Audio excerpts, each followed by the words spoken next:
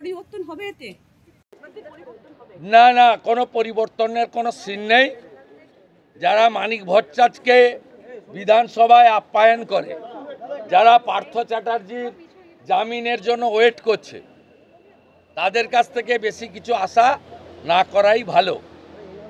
এখন NRI medical কোটায় 17 সাল থেকে যে লুট হয়েছে তার প্রতীক্ষায় সবাই।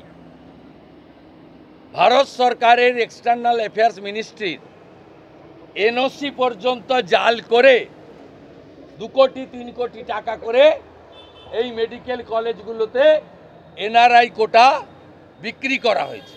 17 সাল থেকে 23 সাল পর্যন্ত যারা ডিএমই ছিলেন, director of medical education, including স্বাস্থ্য সচিব রাজীব সিনহা থেকে নারায়ণ স্বরূপ নিগম, আপনারা সুটকেস আর ব্যাগ গোছান, সময় আপনাদের হয়ে গেছে। নতুন বছরটা ভালো যাবে না। আর আমাদের 2,33,27,000 সব হিন্দু আর জনজাতিদের ভোট। বাংলাদেশের অস্থির পরিস্থিতি সামাল দিতে কেন্দ্রীয় সরকারের দায়িত্বের কথা মনে করিয়েছেন কালকে মুখ্যমন্ত্রী, কি বলবেন আপনি, আপনার রিঅ্যাকশন? মুখ্যমন্ত্রী আগে এনআরআই মেডিকেল স্ক্যাম সামলান।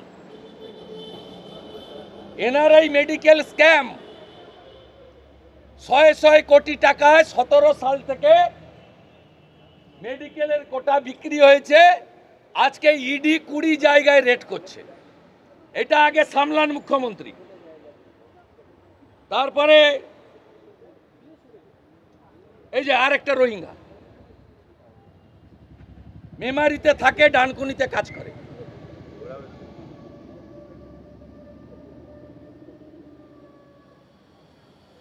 আমরা সব স্টোর করছি, এনআইএ কে দেব।